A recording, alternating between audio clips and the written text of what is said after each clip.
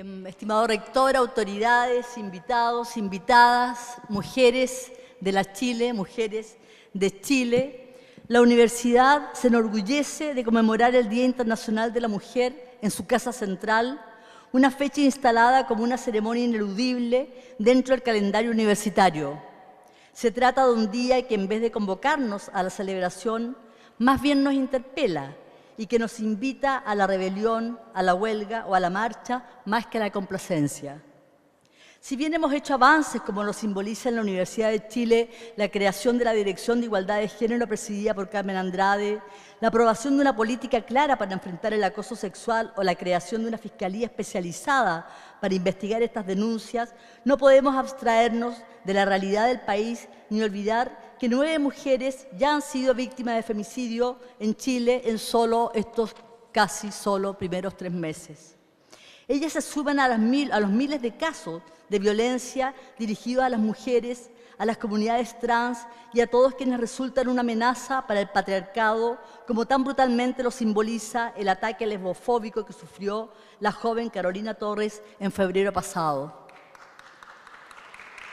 Esta violencia, la que deja marcas en el cuerpo, es solo la manifestación más aguda de un circuito en el que circulan las vejaciones que muchas veces se pasan por alto, ya sea por miedo o bien por la naturalización de conductas cotidianas que ya resultan intolerables. De ahí la importancia del movimiento de mujeres que comenzó a articularse en mayo del 2018, una ola conducida por jóvenes, muchas de ellas estudiantes de la Universidad de Chile, que organizó la rebelión y el hastío y le dio la coherencia propia de un fenómeno político y social de envergadura. Comillas, la revuelta es una agitación, un desorden, plantea la académica Alejandra Castillo en el libro Mayo Feminista. Comillas, la revuelta es en su movimiento trastoca órdenes y sentidos. Lo que estaba de un lado queda del otro, lo que estaba oculto se vuelve visible. Si la revuelta es feminista, como la que ha tenido lugar en el mes de mayo, el orden trastocado es el patriarcal, volviendo visibles los modos en que las instituciones reproducen un sistema social androcéntrico. Cierro la cita. No podemos sino agradecer a todas las mujeres que han sido parte de un movimiento que entre sus múltiples rostros y manifestaciones tiene una consigna clara: nunca más solas. Si bien nuestra institución no está ajena a este tipo de discriminaciones, durante los últimos años y bajo la conducción del rector Ennio Vivaldi, ha liderado un proceso transformador que ha reconocido la realidad, permitiendo que la Universidad de Chile siga siendo una institución capaz de leer los signos de cambio de una época y estar a la altura de su historia y de los desafíos de su tiempo. Lo vimos durante la 5ª escuela de temporada en regiones que se realizó este verano en la ciudad de Iquique, donde el abordaje de los feminismos fue un tema central que convocó masivamente a los ciudadanos y ciudadanas del norte. Lo vimos en el alcance y notoriedad que alcanzó la última edición de la revista Anales de la Universidad de Chile, titulada Mujeres Insurrectas, que dio cuenta de las discusiones contingentes y de larga data en torno al feminismo en un momento de alta efervescencia. Lo vemos en la masividad de la asistencia a este y a otros actos y, por supuesto, en la aparición del libro que lanzaremos este 26 de marzo, una antología feminista de Amanda Labarca, el primero que compila las palabras y la historia de esta ilustre mujer de este país. Sin embargo, aún nos queda mucho camino por recorrer para alcanzar la equidad en el país y en la universidad. Equidad de género, justicia social, fin a la violencia política, sexual y económica hacia las mujeres, disidencias sexuales, cuerpos racializados, migrantes y comunidades. Derecho al aborto libre, legal, seguro y gratuito. Son algunas de las demandas que nos recuerdan que un cambio cultural se construye cotidianamente. Porque acortar o eliminar las brechas que nos separan para ser un país donde la justicia y la igualdad sean la norma y no la excepción, es una tarea que convoca a los feminismos en tanto a la expresión más fresca, radical y comprometida con el futuro de nuestra sociedad. Gracias a todas y todos por estar aquí. Gracias, doctora Dora Barrancos, gracias a la Orquesta y Coro de Mujeres de Chile por atender al llamado a ser parte de esta historia que construimos entre todas. Felicitaciones a la primera mujer directora del Hospital Clínico de la Universidad de Chile, profesora Graciela Rojas.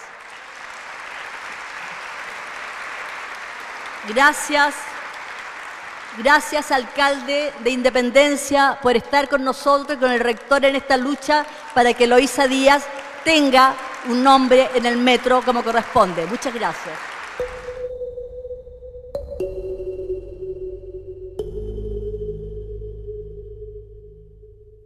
Estamos hoy conmemorando en el mundo y en la Universidad de Chile el Día Internacional de las Mujeres Trabajadoras, que nos recuerda la heroica lucha, la heroica huelga de las obreras textiles de una fábrica de Nueva York, quienes hace más de un siglo, luchando por condiciones laborales dignas, murieron calcinadas.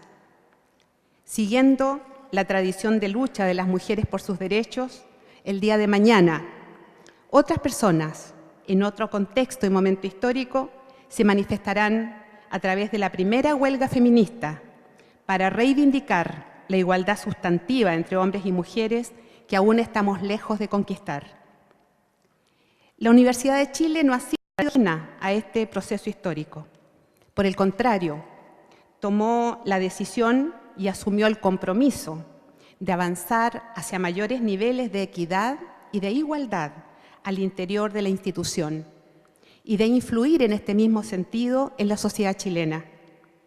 Porque sabemos que las instituciones universitarias expresan también las contradicciones y las desigualdades de la sociedad en las que están insertas. Esta institución republicana, que quiere encarnar en su propia realidad los valores que sustenta, no podía sino encarar con decisión toda forma de discriminación o violencia de género. En esta nueva conmemoración, como Dirección de Género de Rectoría, queremos dar cuenta a la comunidad universitaria sobre los avances y desafíos, así como del cumplimiento de los acuerdos que suscribimos con el movimiento feminista. Lo hacemos por necesaria transparencia en la gestión y con el propósito de informar y de comprometer a todos los actores universitarios en este proceso que nos permitirá ser una mejor universidad. En materia de políticas universitarias, nos propusimos enfrentar dos problemas. En primer lugar, las barreras de género que afectan el desarrollo de la carrera académica y estudiantil de las mujeres, generando enormes dificultades para compatibilizar las responsabilidades familiares asignadas culturalmente con las altas exigencias del desempeño laboral o estudiantil. Por ello, se puso en marcha la política de corresponsabilidad social en el cuidado, elaborada con el Movimiento de Madres y Padres Universitarios MAPAU, la Asociación de Funcionarios y Representantes Académicas. En este marco se inauguró la primera sala cuna y jardín infantil que fue denominado por la comunidad Hijos de Bello en la Facultad de Ingeniería, Nietos de Bello, perdón, son Nietos de Bello, en la Facultad de Ingeniería. Y durante este año se inaugurarán los otros 3 establecimientos en los campus Juan Gómez Millas, Antumapu y el recientemente renombrado campus Eloísa Díaz. Celebramos este cambio de nombre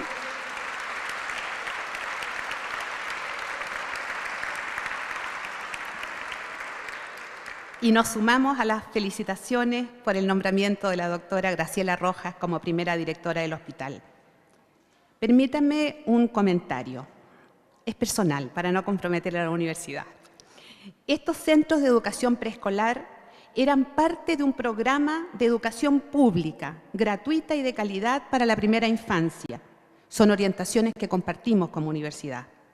Lamentablemente, el actual gobierno le puso fin al programa y ha planteado una iniciativa de educación preescolar por la vía de vouchers que se utilizarán para comprar servicios privados de educación inicial.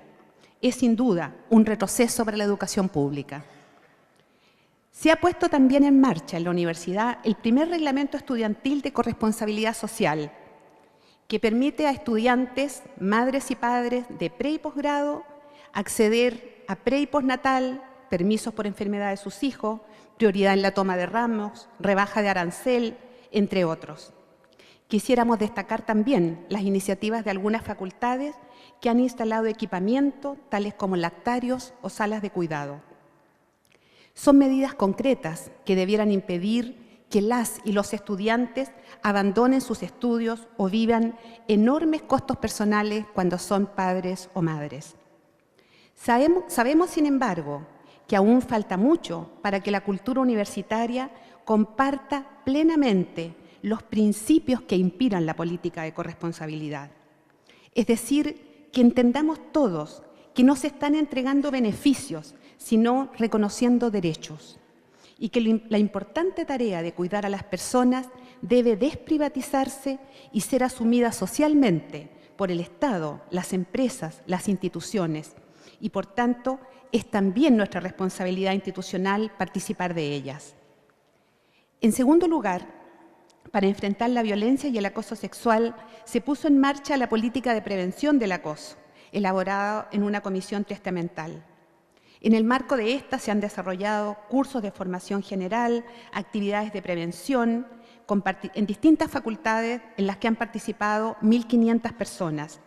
Se desarrolló también un plan de capacitación en acoso sexual, laboral y discriminación arbitraria en los 5 campus con participación de 180 personas. Se modificó el protocolo de actuación ante situaciones de acoso y discriminación arbitraria, incorporando las propuestas feministas y adecuándolo a la reciente ley de universidades estatales, ya que fue la propia Universidad de Chile la que incorporó indicaciones en dicha ley para mejorar los procesos de investigación por acoso sexual. La Oficina de Atención para Personas Afectadas por Acoso y Violencia ha brindado este año orientación y acompañamiento social y jurídico a 217 personas, principalmente estudiantes. En las facultades e institutos, en tanto, se han presentado 94 denuncias y se están desarrollando 73 procesos de investigación. Estamos conscientes que hay aún una gran distancia entre el número de personas afectadas por acoso, de acuerdo a los resultados de un estudio realizado en 2016, y el número de denuncias. Vemos con preocupación que aún hay personas que no se atreven a romper el silencio. Sin embargo, si comparamos con la situación de hace unos años, en los que se registraba 1 o 2 denuncias anuales, no hay duda que estamos avanzando. Hoy daremos un nuevo paso, ya lo mencionaba Faride, con la creación de una unidad especializada en realizar las investigaciones, una fiscalía que debiera permitir acelerar, por una parte, las investigaciones y garantizar el debido proceso, incluyendo la perspectiva de género en su quehacer.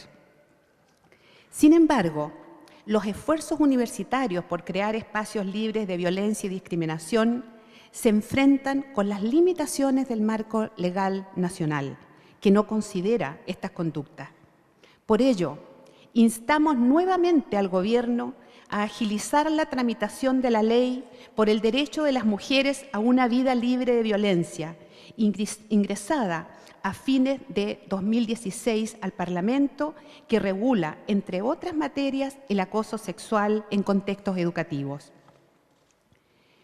Con el propósito de erradicar prácticas discriminatorias, acogimos la propuesta de los colectivos de diversidad sexual y se elaboró una circular de rectoría que asegura el reconocimiento de nombre social de las personas trans en todas las gestiones internas. Hemos visto con satisfacción cómo este año varios estudiantes mechones se inscribieron en la Universidad de Chile utilizando con toda propiedad y dignidad su nombre social.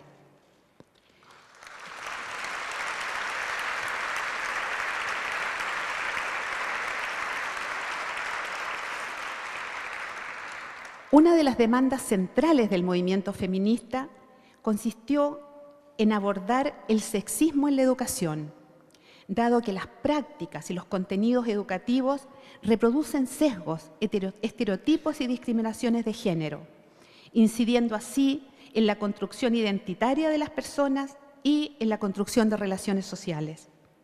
Frente a esto, se ha iniciado un interesante trabajo liderado por la Vicerrectoría de Asuntos Académicos, que parte desde la revisión del modelo educativo de la universidad, la modificación de la encuesta de evaluación docente, incorporando en ella indicadores de género, el desarrollo de módulos de género en la formación de nuevos profesores, de tutores estudiantiles, en la inducción de nuevos estudiantes, así como la ampliación de cursos de formación general en temáticas tales como economía feminista, género, ciudad y territorio, violencia de género. Son los primeros pasos en el mayor desafío que estamos emprendiendo, porque lo que se busca es modificar textos y currículum, programas de formación de profesores, prácticas educativas y recursos pedagógicos, incluso los criterios de acreditación universitaria, es decir, intervenir en los contenidos que se enseña y en las prácticas, cómo se enseña. Ello supone asumir con coherencia una posición política, ya que lo crucial de la perspectiva de igualdad de género es su capacidad de reflexión crítica y su compromiso con la transformación de las relaciones sociales. En consecuencia, va más allá de equilibrar autores y autoras en las bibliografías, de usar lenguaje inclusivo, los, las, les. Va más allá de visibilizar a las mujeres en las ciencias, el arte y la historia, o de enfocarnos solo en el acceso de las mujeres a puestos de decisión, como propone la agenda liberal. Por el contrario, la perspectiva de género no lucha por abrirse un espacio en los planes y programas de estudio de la educación superior, sino por interpelarlos en su totalidad. La existencia de cursos, asignaturas o estudios de género representa, según algunas autoras, el triunfo de una batalla en una guerra emprendida hace décadas, pero aún inconclusa. El propósito primordial es desarrollar un currículum inclusivo y sensible a las diferencias de género, posibilitar desde la academia, así como desde la convivencia en las aulas y fuera de estas, el cambio en las relaciones entre los géneros para la construcción de una humanidad diversa y democrática. Gran tarea la que tenemos por delante. Desarrollar políticas de género, finalmente, requiere también de institucionalidad especializada, encargada de su implementación, coordinación y seguimiento. Esta simple frase da cuenta de los aprendizajes del movimiento de mujeres que lo llevó a impulsar la instalación de mecanismos institucionales de género en el Estado. Porque de lo contrario se produce una situación paradojal. Dado que el tema de género es transversal, resulta ser de responsabilidad de todos, lo que en la práctica se traduce que queda en tierra de nadie. Por ello, sostenemos la necesidad de contar con mecanismos institucionales. Institucionalizar es clave para sostener y proyectar las políticas de igualdad más allá de las coyunturas o de las voluntades políticas de las actuales autoridades universitarias. Por ello, valoramos la creación de la Dirección de Igualdad de Género, la ampliación del equipo y damos a propósito la bienvenida a dos destacadas académicas que se incorporarán a trabajar con nosotros, las profesoras Svenka Arensburg e Irma Palma.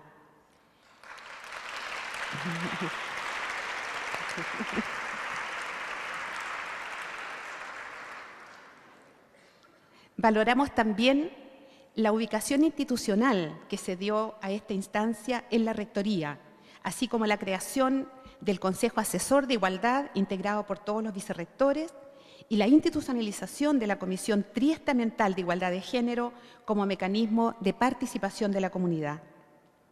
Destacamos también muy especialmente la creación de la Comisión de Género del Senado Universitario y de unidades o direcciones de género en diversas facultades, en ingeniería, en medicina, filosofía, economía y negocios, odontología, el Instituto de Asuntos Públicos y de Comunicación e Imagen.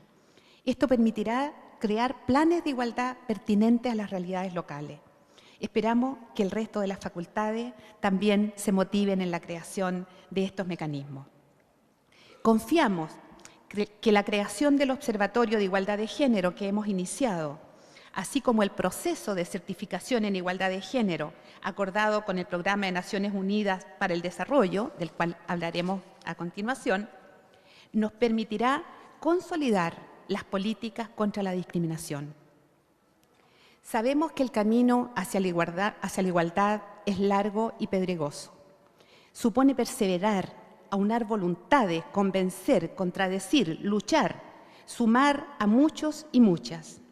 Por ello, los invitamos a cada uno y cada una de ustedes a formar parte de esta transformación social y cultural de nuestra universidad, que contribuirá a la transformación del país, para contribuir sociedades ausentes de clasismo y de sexismo. Muchas gracias.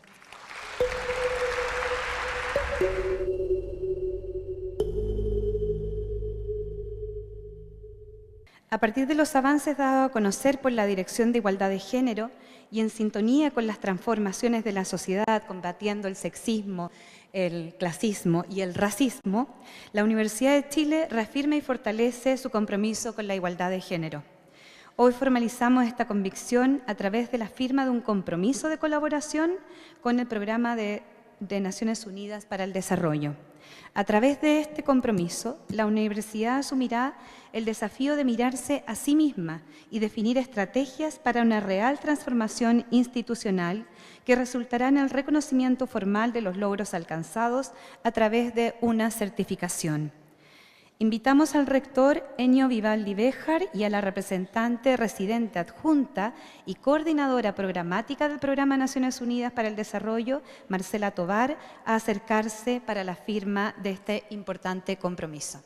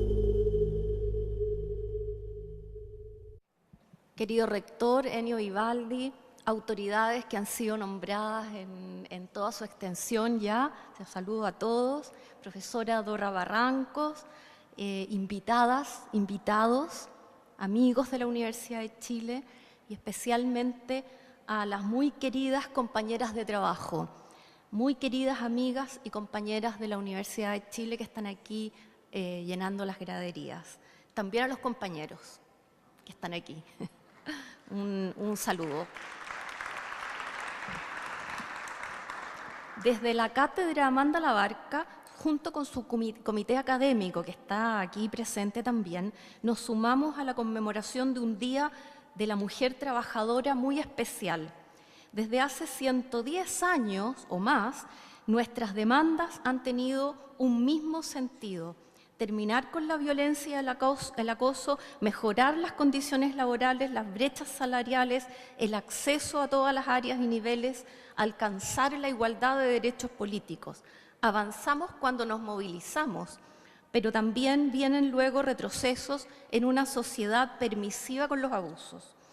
Sabemos de tantas mujeres señeras, dirigentes, pensadoras, científicas, artistas, trabajadoras, sindicalistas, educadoras, casi todas invisibilizadas y muchas violentadas. Pienso en Marielle Franco, Berta Cáceres, Macarena Valdés, pienso en muchas otras más. Lo diré en palabras de 1940 de la propia Amanda Labarca, que valen también para 2019. Se pregunta ella, ¿cuál progreso? ¿Dónde estamos? Nos hemos empeñado durante un siglo en una batalla por nuestra emancipación y mejoramiento muy parecida a la que libran los obreros del mundo.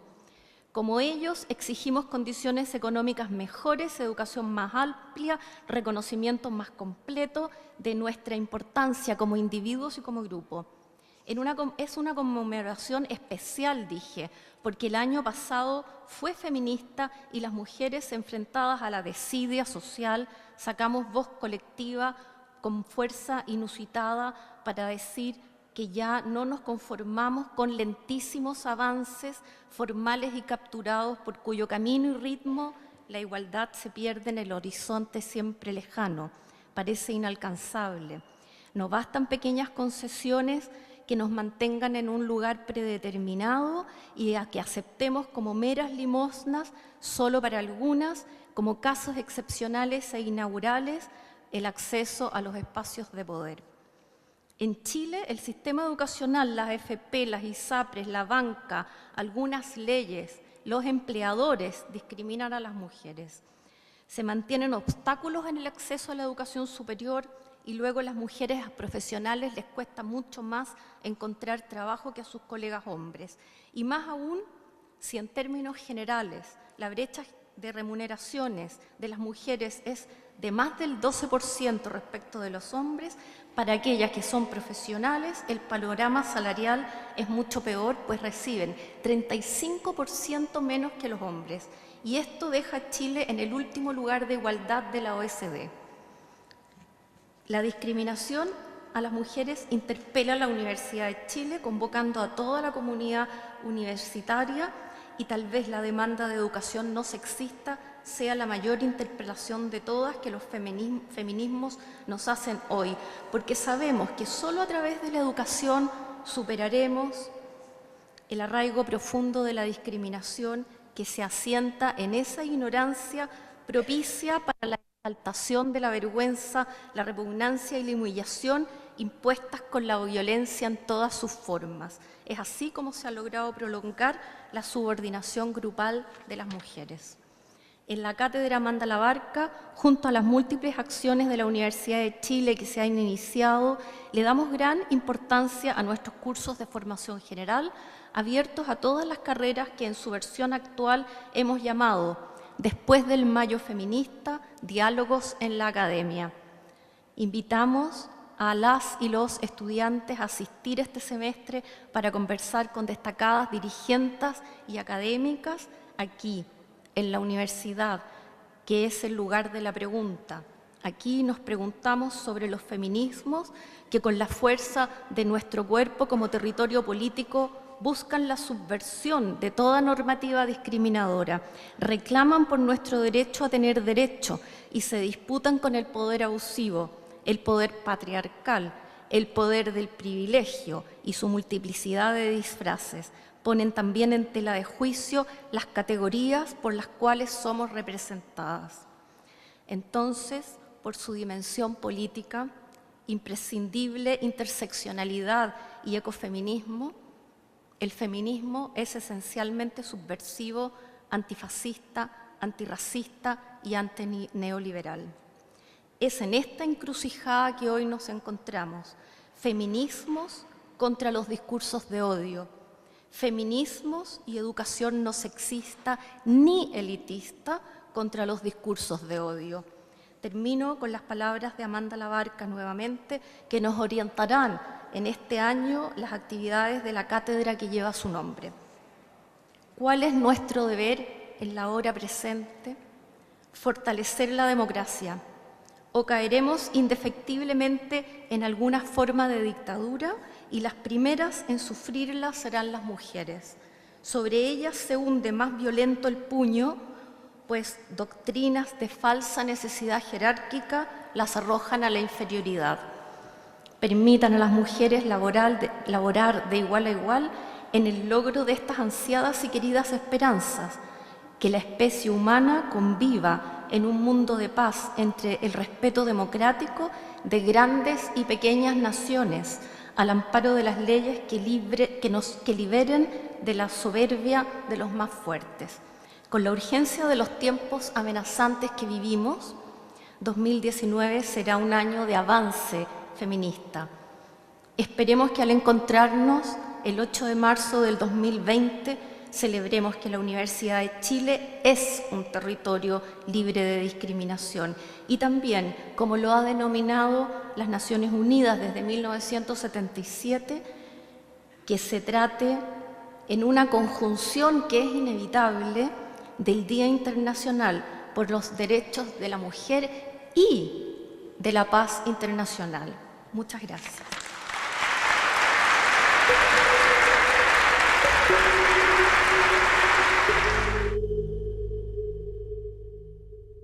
Muchísimas gracias, con mucha emoción, a esta querida casa, al querido señor rector, a quien acabo de decir que felizmente lo veo cada vez más flojo de papeles patriarcales. Gracias a su maravilloso equipo de mujeres, de colaboradores, y tengo orden absolutamente culminante de la querida Carmen para que no ocupe más de 20 minutos, de modo que la inversión será severa, pero no neoliberal. Bueno, la verdad es que me había preparado para una disquisición en torno de algo que lo que estoy trabajando, que es una historia del feminismo en América Latina, de modo que voy a comprimir todo lo que quería decir. Voy a hacer una rápida mención a los siguientes países: a México, Costa Rica, Venezuela, Brasil y Chile por último, de manera muy rápida porque ustedes son sabias, sabios, sabies, competentes. En primer lugar, me gustaría decir que México está muy enmarcado, voy a hacer síntesis, muy enmarcado por el fenómeno de la Revolución Mexicana. El fenómeno 1910 marca un antes y un después. Y voy a situar a una figura muy importante que fue Elena Arizmendi, quien se exilió hacia el 16.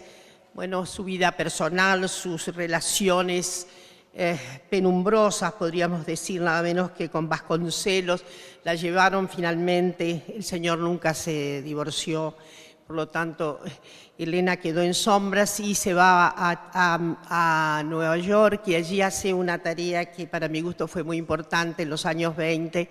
Decide formular, yo diría de manera muy anticipada, una relación con las feministas que íncitamente reverberaran en los sentidos más latinoamericanos de su inscripción como mujeres. Entonces, Elena crea una liga panamericana, una liga iberoamericana en donde estuvo Paulina Luisi, algunas españolas, y ellas mismas llevaron a cabo finalmente un congreso de la raza que en alguna medida fue contendiente de la propuesta del panamericanismo feminista que había tenido su primera reunión en Baltimore, es decir, una influencia mayor de lo que podría ser el feminismo norteamericano. Esta bifurcación de los sentidos en realidad tuvo mucho más ánimo después de los 60, una recuperación entonces y sobre todo más reciente con las fórmulas decoloniales y demás.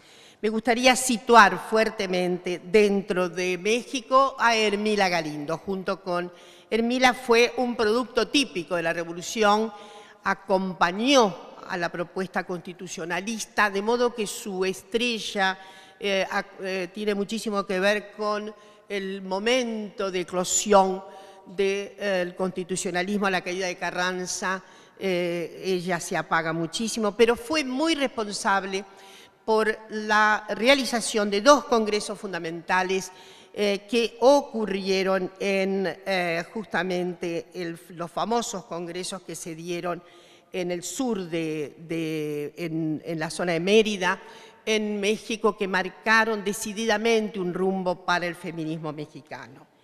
Voy a ir muy rápido y voy a situar entonces los años 20 como años muy fecundos, y en la década posterior a una figura muy ligada al Partido Revolucionario, Margarita Robles, que también encendió muchísimo el combustible de una cierta renovación feminista. Yo creo que México, de todas maneras, no pudo. Amalia Castillo Ledón fue una figura muy importante que actuó en la CINI, que tuvo un cargo muy importante, pero a mí me parece que en México entonces debe situarse la revolución como un gran momento para la renovación de los contenidos feministas. En Costa Rica, voy muy rápido como ustedes ven y después haré una síntesis, tenemos una fragua muy interesante de mujeres contra la dictadura de Tinoco. Y ahí me gustaría decir algo más general, porque en América Latina ha sido bastante común, aunque no se reconozca, la lucha de las mujeres contra las dictaduras. Esto ha sido fundamental. Ocurrió en la Argentina con las madres y abuelas de Plaza de Mayo, pero hay antecedentes, no solamente en Costa Rica, también en Perú, en Ecuador y demás, de mujeres. Lo mismo va a ocurrir en Brasil, como veremos, de bastiones de mujeres que actúan contra la dictadura. En ese grupo de mujeres que actúa contra la dictadura Tinoco la tenemos a Carmen Lira. Carmen Lira luego se junta y se reúne con otras mujeres a la formulación del Partido Comunista en Costa Rica, y luego muchas de ellas tuvieron que salir al exilio durante el gobierno dictadura de José Figueres Ferrer. Hay una relación muy interesante de mujeres con la izquierda en Costa Rica. Sin duda, voy a omitir algunos pasajes muy acendrados, pero a mí me parece que la vertiente hacia la izquierda del feminismo costarricense ha sido muy importante. No quiero decir que no haya habido movimientos, sobre todo entre algunas sufragistas que tuvieron alguna participación más canónica en lo que serían vertederos más conservadores. El caso de Venezuela lo sitúo particularmente porque justamente es contra la lucha de la famosa dictadura, una de las más largas de América Latina, la famosa dictadura del señor Gómez, va a encontrar una dictadura tremenda, desde 1910 a 1935, va a encontrar también a una generación efervescente, que es la generación llamada del 20, en donde sitúan figuras prominentes que van a actuar en el feminismo venezolano. Entre ellas, Carmen Clemente Travieso. Pero me voy a situar un poco más adelante. En la circunstancia venezolana es que muchas feministas se enrolaron en la acción armada. Y entre esas, a mediados del siglo pasado, voy a situar una figura que a menudo se nos escapa, dado que en general hay una síntesis primera que quisiera hacer, de que por lo general estas primeras feministas en América Latina provienen de sectores letrados y medios. Lo mismo ocurrió, no tanto en Chile, porque en Chile, me permito una pequeña digresión ya anticipatoria, esa primera relación de feministas con el socialismo es prominente, dado que don José Emilio Recabarren le encantaba decir que era feminista y como tal producía textos feministas. Y eso es completamente original en América Latina. Me gustaría entonces volver y decirles que en Venezuela hubo un arraigo interesantísimo de algunas figuras que eran afrodescendientes. No es tan común encontrar a congéneres afrodescendientes vinculadas antes de los mediados del siglo pasado a la convergencia feminista. En Venezuela hay una figura notable, fue Argelia Laya, de origen africano, se la ve todavía muy joven a su enorme edad, cuando ya todavía seguía produciendo, no murió no hace mucho tiempo. Argelia fue notable, estuvo en la acción armada y siguió siendo feminista en toda y cualquier circunstancia. Voy a decir que hay algo interesante en Venezuela, y tal vez fue en América Latina en el año 78 cuando se creó la primera Cátedra Libre de la Mujer. Tal vez sea uno de los antecedentes más notables. Allí con Gloria Comesaña. Gloria había estudiado en París, se había vinculado a Simone de Beauvoir, De modo que en Venezuela tiene esa característica, diría, peculiar, de mujeres que se acentuaron en torno de participaciones, acentuaron su derrotero en torno de participaciones más radicalizadas, y también por el hecho de que en Venezuela, en la Universidad de Zulia, se inició una de las primeras cátedras que estudiaba la condición de las mujeres en América Latina. Brasil es un país, para mí es mi segunda patria, yo me exilié en Brasil, de modo que le debo enormes, yo diría, iniciativas vitales a Brasil. Brasil tiene una historia también muy interesante, con un antiguo, hasta un partido republicano femenino en 1910. Brasil no tenía partidos nacionales. Los partidos nacionales son recientes en la historia de Brasil. Digo, son de la época final de Vargas, del último Vargas. Los partidos en Brasil eran partidos regionales. De modo que esto de un partido republicano femenino es bastante interesante. La primera vigorosa feminista de Brasil, obviamente, fue Berta Lutz, que había estudiado ciencias y que se ubicó más bien en una, yo diría, en una vertiente liberal.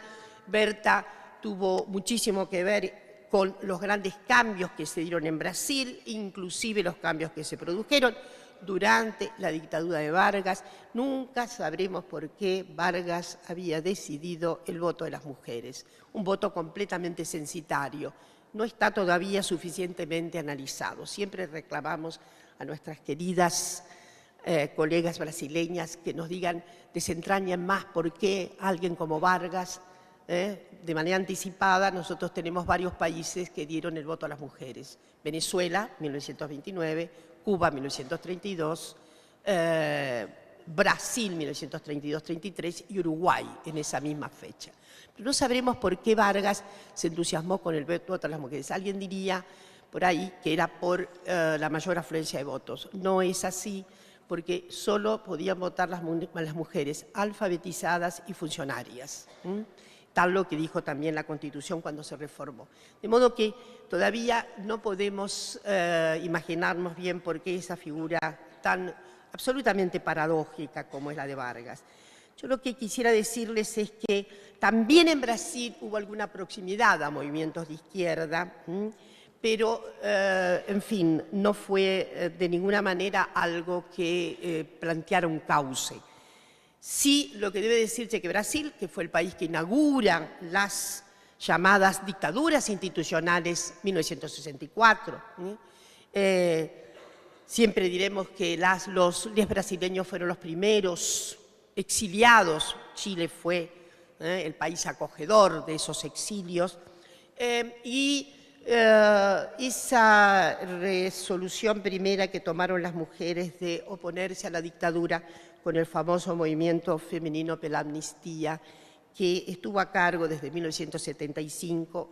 Yo tuve la suerte de ver y de participar de alguna manera de ese trabajo que hizo Teresina Godoy Servini, que era la mujer de un general que había sido muy leal a Goulart y que tenía un principio para llevar adelante la lucha por la amnistía, que era solicitar la menor politicidad posible del movimiento. Esta menor politicidad posible del movimiento también la conocemos en la Argentina. Las madres, cuando iniciaron sus marchas, pedían que hubiera una subpolitización, de manera que pudiera ser más eficaz la resistencia contra el régimen, para que no se las acusara de alguna partidización en ese movimiento. Ustedes saben que eso es paradójico. Se construyeron en movimientos políticos formidables en nuestra región. Lo cierto es que Teresina decía, en fin, que era muy paradójica también su situación respecto del feminismo, pero no podemos dejar de mencionar que fue Brasil el primer movimiento que se plantó contra la dictadura, fue el movimiento femenino pela amnistía. Luego se diversificó muchísimo y una vez que se reconquistó la democracia, los feminismos brasileños brotaron notablemente. Muchas de esas feministas se hicieron feministas en el exilio, y no voy a recordar la enorme cantidad de queridas colegas que ha renovado los estudios en feministas en Brasil. Por último, porque tengo pocos minutos y Carmen ya no me va a censurar, pero me va a decir que Chile es una cuenca extraordinaria por muchísimas razones y no porque esté en esta querida tierra. En primer lugar, ya lo dije, me gustaría decir que fue Chile en donde apareció en 1872-73 la primera traducción del sujetamiento femenino de nada menos que de John Stuart Mill. Fue la primera versión en español América Latina que tuvimos en aquella muchacha de 22 años que fue doña Martina Barros. Y esto me parece que es un dato extraordinario, porque luego, desde luego, tenemos la otra novedad, la otra singularidad que, como acabo de decir antes, con esa relación de Luis Emilio Recabarren y el Partido Obrero Socialista y sus fórmulas profeministas, y bueno, la visita extraordinaria latinoamericana en todo y cualquiera de los países de Belén de Zárraga. Belén de Zárraga es, yo creo, que una de las figuras más notables, porque fue la gran embajadora española, a veces tenida como anarquista, sí, tenía unas hebras anarquistas, pero como ella era propiciadora sobre todo del sufragio femenino, aquí en Chile tuvo una estación maravillosa, se recuerdan aquellos discursos de Belén de Zárraga, luego visitó todos los países de América Latina y Belén murió más tarde en México, pero bueno, fue gracias a su acción que se crearon las famosas casas Belén de Zárraga en el norte, etcétera. Pero me gustaría situar, desde luego, a las consabidas, a las grandes, a Amanda y a Elena Cafarena. Las iniciativas extraordinarias de este país, en los 20 hubo como 4 partidos feministas en Chile. Es una exuberancia. Ninguno de los otros países tiene tamaño. En Cuba hubo 2 o 3 partidos, en Argentina tuvimos un partido feminista, todos digamos de vida muy rápida, muy urgente, pero Chile es maravilloso, 4, de todos los colores, ¿no? Más a la derecha, más a la izquierda. Se ha dicho que debemos separar un poco los estudios feministas, los estudios del sufragismo.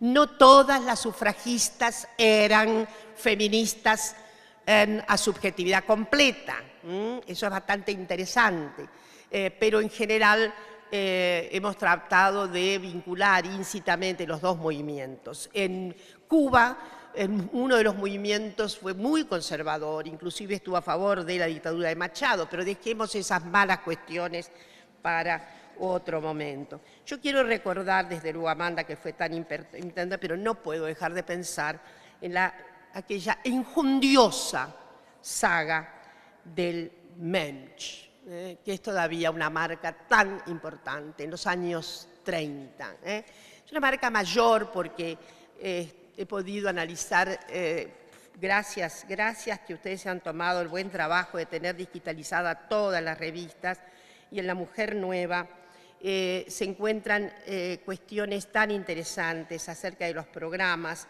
del Mensch, en los que figura claramente, aunque en una consigna obviamente de régimen integral, el acceso al aborto para las mujeres, sobre todo en los sectores populares.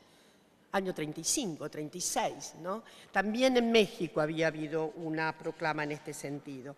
Bueno, y voy a ir cerrando porque no dejo de pensar que efectivamente Chile evoca una situación paradójica con aquellas movilizaciones de mujeres a la derecha, ¿qué le vamos a hacer?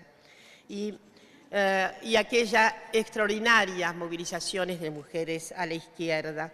Y con esto quiero ir cerrando algunas cuestiones que, en primer lugar, la diferencia enorme de aquel feminismo inaugural es su clave en el maternaje, su clave todavía en orden reproductivo. No podía despegarse del valor patriarcal de asignarle una función tan fundamental como la reproducción. De modo que es muy difícil encontrar disidencias respecto del mandato del maternaje. La cuestión fundamental, obviamente, que he marcado de la extracción, los orígenes de aquellas mujeres en general, de clase media, de sectores medios, letradas, blancas en su mayoría, pero aquí también en Chile hubo bastante mestizaje, como lo hubo en Venezuela, y de hecho también en México. Y una cuestión que me parece formidable son las renovaciones. No quiero dejar estos últimos 5 minutos, ¿no, Carmen?, para dejar de pensar en 2 cuestiones. Los grandes cambios acontecidos del 60 para acá. Una revolución extraordinaria, una revolución de los feminismos, evidentemente que se lanzaron con proclamas completamente nuevas, una epistemología feminista, una teoría feminista. Nuestras ancestras no tenían teorías feministas. De modo que esta renovación fue notable y la participación de América Latina en eso. ¿Cómo no recordar a Julieta Hirhut? Que para mi gusto, Julieta es una de las figuras más importantes en la tentativa de crear una teoría feminista latinoamericana. Lamentablemente murió muy joven y debía haber estado acá en este momento. Y estaría muy impactada con lo que ocurre. La gran modificación de los 60 para acá, siempre hago esta síntesis, fue que felizmente las feministas descubrieron sus cuerpos, los agujeros del cuerpo, las lesiones del cuerpo, los deseos del cuerpo. Esa fue la gran revolución planteada, la que animó a una teoría nueva. Desde luego hubo algunas exclusiones. No escapa que luego el feminismo eso tuvo que provocar unos feminismos notables con relación a la captación mejor de las identidades, primero sexuales diversificadas y también étnicas, que hemos tenido una revolución más reciente, digamos incorporada de manera más vigorosa a la teoría en los últimos 20 años, que son los feminismos decoloniales y demás. Yo creo que estamos frente hoy a un proceso, evidentemente, que significa un salto cuántico de los feminismos renovados, en las que una se convirtió al feminismo. Tenemos hoy una revolución primero generacional, extraordinaria. Tenemos jóvenes que tal vez ni han leído tantos textos agudos del feminismo, pero que tienen una impregnación de sentimientos, de sentidos completamente antipatriarcales, antiautoritarios. Yo quisiera hacer esa relación. En los nuevos sentimientos está romper los cauces autoritarios en nuestras sociedades. Por eso, este 8 de marzo nos encuentra algunas sociedades en franco retroceso de derechos, pero notablemente en franca audacia del movimiento de mujeres. Y esa audacia del movimiento de mujeres, ustedes la tuvieron ya desde abril, mayo del año pasado, esa extraordinaria vinculación de tantas, con pocos elementos tal vez feministas, de tantes en las calles, con estas tomas extraordinarias que hubo con elementos, yo diría, de acciones casi impensados unos años antes. Y esto es un reto. Lo mismo ocurrió con el movimiento, no pudo conciliar eficacia. El movimiento El-Now contra Bolsonaro, que va efectivamente a tener ahora un gran rejuvenecimiento. Me parece que son indicaciones de que estamos, para terminar, con feminismos derramados, feminismos que ya no son de capilla, feminismos que ya no son de culto, son feminismos acendrados, populares, que se manifiestan en yo diría, en un cauce que no va a tener retroceso. Apostamos a que esos feminismos de todos los colores, de todas las condiciones de posibilidad, que se han abierto con toda sororidad y fraternidad y solidaridad, inclusive a todas las disidencias de las sexualidades, que han sido tan humilladas como el patriarcado ha humillado a las mujeres. Yo creo que estamos frente a una saga social nueva, apostamos entonces a una renovación fundamental de nuestras sociedades que efectivamente nos permita avisorar el fin del patriarcado en no tantos años y que nos permita avisorar el fin de todas las fuentes de autoritarismo, de segregación, de exclusión en nuestra América Latina. Muchísimas gracias. ¡Viva mañana!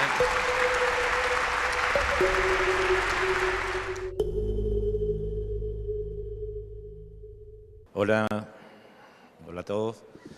Saludo muy cariñoso a todos los presentes, a las autoridades.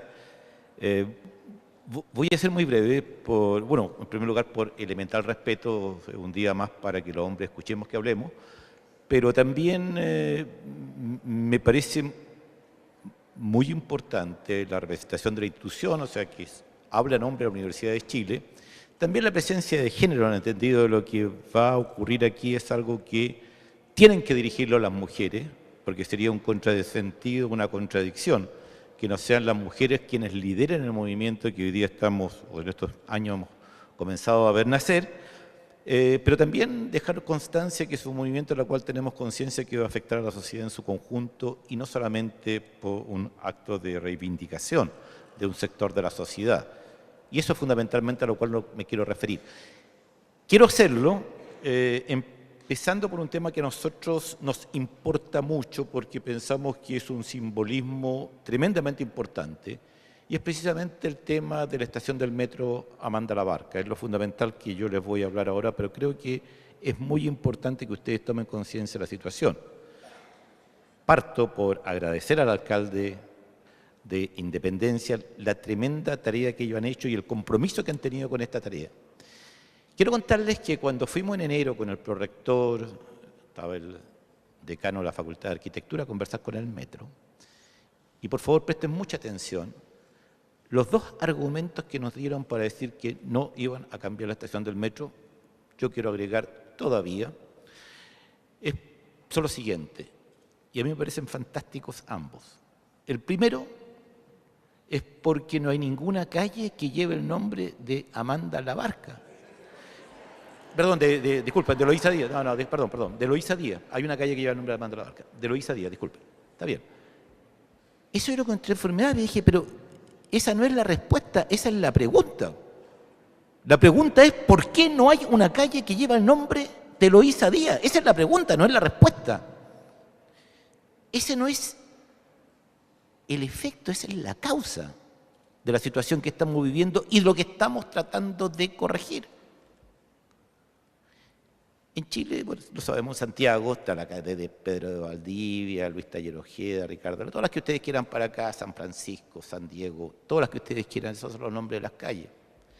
En los alrededores de la Facultad de Medicina, cuando ustedes van como lo hacíamos muchos estudiantes de los más distintos credos religiosos o carentes de ellos, el camino que hacíamos para ir de la Facultad de Medicina al sector oriente de la capital, como dice la cooperativa, era Recoleta, Dominica, Purísima, para desembocar en Providencia. Esas eran las calles que hacíamos, ese es el camino que hacíamos cotidianamente todos. No hay en el sector una calle. Las calles que están alrededor de la Facultad de Medicina, ¿cuáles son? El señor Sañartu, el señor Besañella, el señor Carrión, el señor Gamero, el señor Santos Dumont.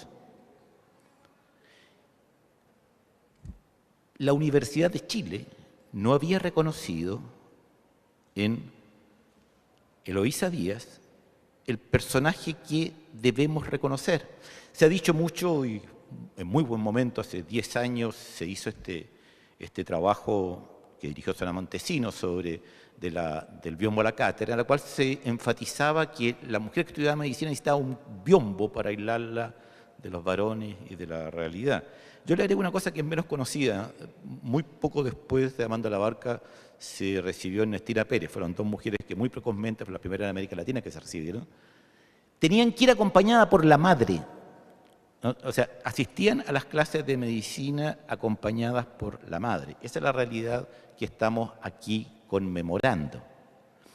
ante esa realidad, por lo tanto, lo que ha habido es una negación brutal del esfuerzo que tuvieron que hacer estas mujeres, como después lo habría de hacer, ahora sí bien dicho, Amanda Labarca, Elena Cafarina, tantas otras, por esta historia que enorgullece a la Universidad de Chile de la contribución que hizo por hacer conciencia del tema feminista en el país y que en estos últimos años, creo, han sido excelentemente representados por las mujeres de esta universidad. Por lo tanto, reparando este error, nosotros dijimos ahora vamos a llamarle campus, ponga la atención, Eloísa Díaz, al campus de la salud. Y tomamos esa decisión, ¿ya?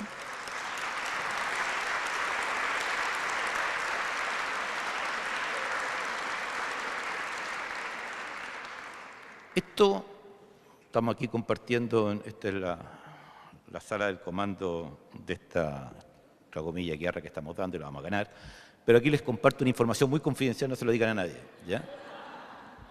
Esta jugada, como en el ajedrez, es un jaque, porque hay una estación de metro en Santiago que no tiene el nombre de una calle, que no tiene el nombre de una plaza, que tiene el nombre de un campus.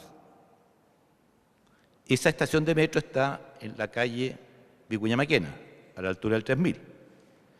Por lo tanto, si ahí es factible colocarle a la estación de metro el nombre de un campus, deja de haber cualquier razón para no ponerle el nombre del campus a el campus Eloísa Díaz.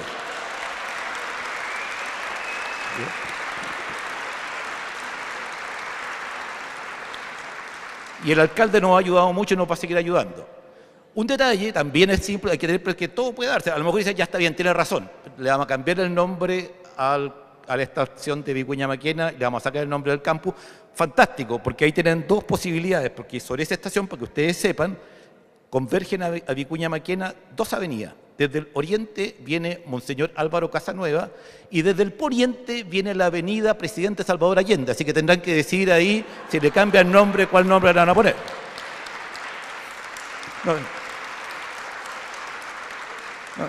No, esto no lo estoy fabricando, es verdad. Los que tengan el Google pueden ver ahí el Google Maps y es verdad. Eso, bueno. Pero para mí esto es tremendamente importante. La segunda razón que nos dio el metro es aún mejor, es aún más impresionante. Es porque desde la última vez que hicimos nuestra presentación, hace un poco más de años atrás, hasta ahora no ha cambiado nada. Esa es la razón literal que nos dieron.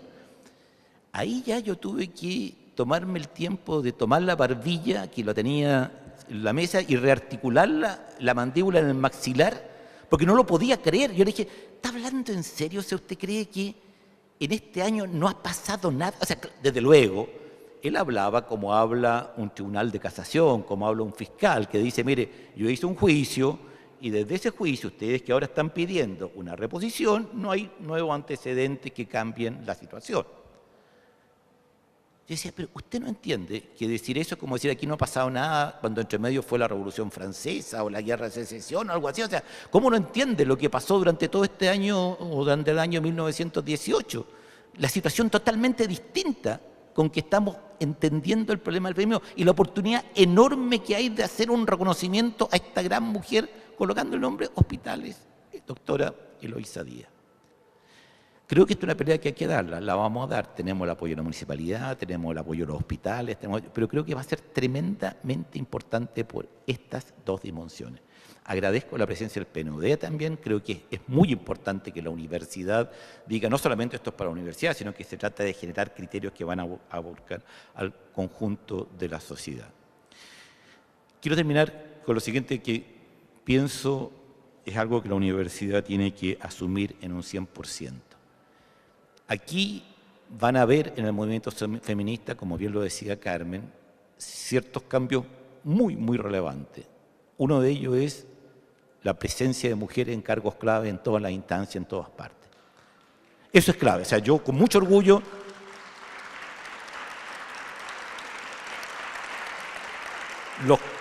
los cargos designados en esta universidad, más de la mitad, significativamente mucho más de la mitad, están ocupados por mujeres hoy día. Eso es tremendamente importante, pero ojo, no nos dejemos engañar con que con eso hemos tenido grandes triunfos, porque evidentemente como lo muestra desde, como se ha dicho tanto, de los comerciales, de los juguetes de los niños, como lo muestra la propaganda en general, el análisis de los textos escolares.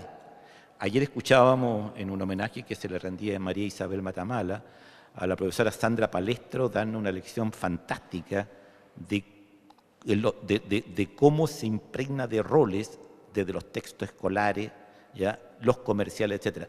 Y de repente uno se encuentra con algunos que uno no se los sueña, y que son formidables. Nos muestra el más inocente diagrama en que hay 9 siluetas 3x3, 9 siluetas de jóvenes.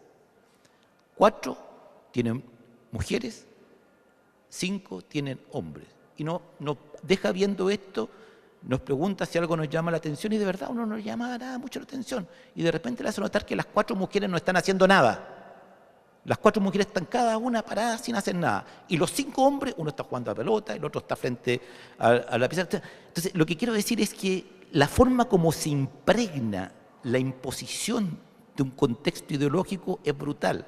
Lo permea todo. Y uno tiene que estar muy alerta, muy pendiente y muy dispuesto a dar una pelea en tal sentido. Creo que aquí hay una cosa fundamental. Lo que está ocurriendo no es devolverle derechos a las mujeres, es dejar de quitarles derechos a las mujeres. Lo que ha ocurrido por siglos es que a las mujeres se les ha impedido desarrollar su potencial. No hay una sola razón que justifique la marginación de las mujeres, ni de los cargos de poder, ni de las carreras académicas, ni de las profesiones. Hoy día la humanidad toma conciencia de eso. Me alegro infinitamente, y nos debe orgullecer de todos, que la Universidad de Chile esté en la avanzada en el ámbito universitario, pero en el país en su conjunto, por dar esta gran pelea. Vamos a salir ganando todo, porque mujeres y hombres vamos a poder vivir en una sociedad infinitamente más justa, infinitamente más digna, si lo quieren, infinitamente más eficiente, no tengo ningún problema, pero también infinitamente más humana y alegre cuando hombres y mujeres de verdad tengamos los mismos derechos. Muchas gracias.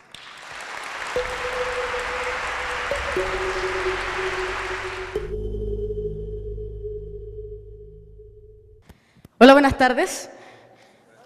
Hola, buenas tardes. Gracias. Buenas tardes, damas y caballeros. Mi nombre es Virginia Vergara y les quiero presentar a la Orquesta de Mujeres de Chile, primera orquesta en la historia de mujeres en Chile. Y al coro femenino también, obviamente, de la Universidad de Chile. Bueno, quiero contarles un poco sobre esta orquesta. Nuestra primera presentación fue aquí, en Casa Central, en junio del año pasado, de 2018. La ceremonia de la entrega del petitorio unificado de la Universidad de Chile. Esa presentación marcó el inicio de nuestra orquesta, masificándose a nivel nacional y teniendo en el escenario chicas de todo el país, de todas las regiones. El día de hoy, en nuestra tercera presentación, voy a destacar también que mañana la Orquesta de Mujeres no toca, va a marchar.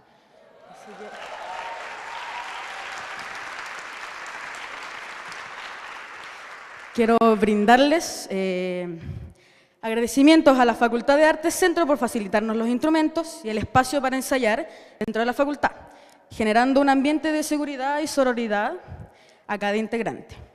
También agradecer a Casa Central, que nos recibe por segunda vez en este espacio con mucho compromiso y disposición. Y para terminar el agradecimiento pido un especial aplauso a Valentina Moreno, la directora del coro. Deben andar por ahí.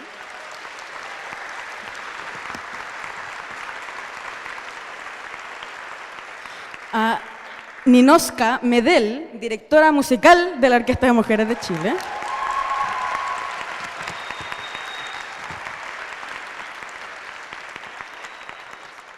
Y bueno, para empezar el concierto, la primera obra a interpretar se llama Ayun Tulugun.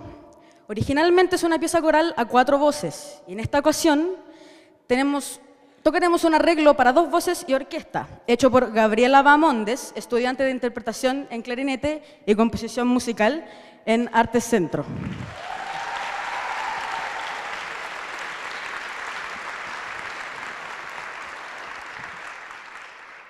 Ayun Tulugun significa querer y entregarse al querer. Una palabra que aborda igual un concepto muy puro y que actualmente el querer o amar se ha vuelto desechable y todo se reemplaza, porque es más fácil reemplazar que remendar, construir y mejorar juntos. No olvidar que el amor no tiene género, roles ni violencia. Así que por favor, cuidemos el amor de padre, de hermano, de amigo, el amor por una mascota, el amor de pareja. Cuidémoslo y no abusemos de su pureza ni de su genialidad. Así que muchas gracias.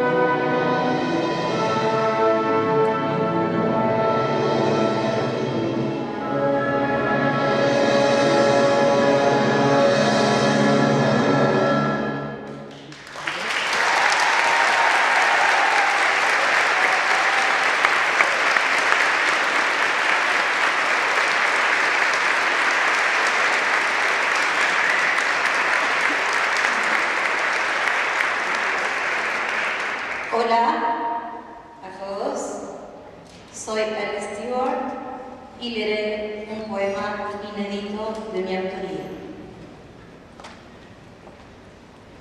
La conquista. Y me sorprendió cómo tomaste posesión de mí, como esos antiguos exploradores que conquistan tierras desconocidas, salvajes, no corrompidas. A punta de sable y bayoneta, arremetiste contra todo mi cuerpo, sin preámbulos, sin intentos. Preñando mi sinuosa figura, dominaste todo mi firmamento, imponiendo a la vez tu sello violento.